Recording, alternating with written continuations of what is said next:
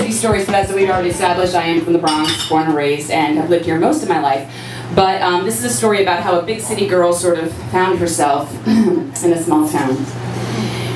So when I was 29, I broke up with my fiance, and I was single for the first time in 5 years. And I proceeded to go on what I like to call through my to-do list. For those of you who don't know, a to-do list is a list of people you always wanted to fuck the entire time you were in the relationship. And luckily, since I was a bartender at the time, my to-do list was in a 2-block radius of the bar I worked at, so I went on my stroll. I had sex with some people I really, really shouldn't have, and I am not slut-shaming myself. I would not do that, not to myself. But I once slept with a guy whose nickname was STD Spencer. Raw dog. I don't know how I didn't catch anything. Thank you. Thank you. Someone was looking out for me. Oh man, thank you. I had sex with a coworker who was so bad at giving oral sex that I started to cry. Gentlemen and ladies, I know you like different moves, but for me, the motorboating my labia thing, I just don't like it. I cannot deal with that. And then worst of all, I slept with a painter.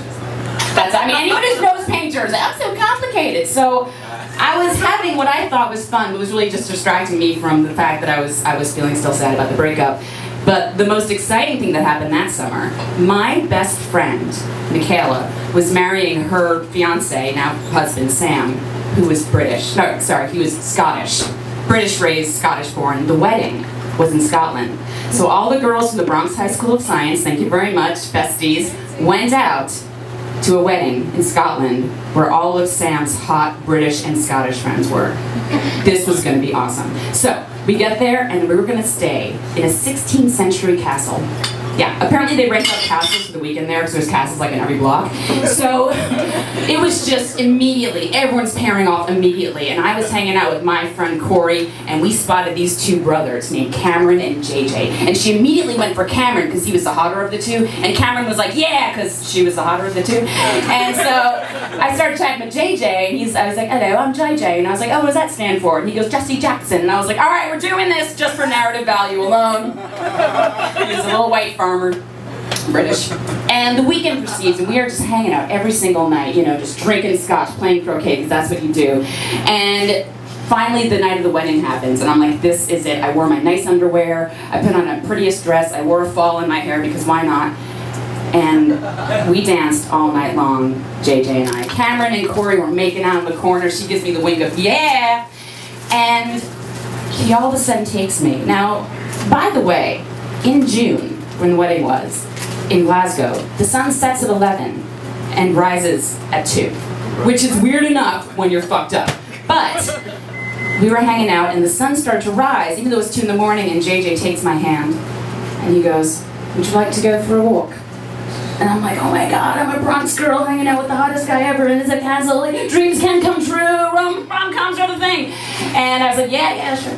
And so he takes me and he sits me down on this little rock, sort of a bench area. And behind us are actual sheep. And this, yeah, I know, right? Again, one blade of grass and you got me. It's all yours. So there were these sheep buying, and you could smell the lanolin. And the sun's coming up, and JJ is really just so beautiful. And he looks me in the eyes and says, there's something you should know. I was like, uh-oh, herpes. And he's like, no, that wasn't it. Now, something else you should know is on my way there, on the flight on Aer Lingus, everything was written in Gaelic in the seat cushions in front of me, except there were poetries, like poems and stuff. And one of them was translated into English, and it said, kiss me specially.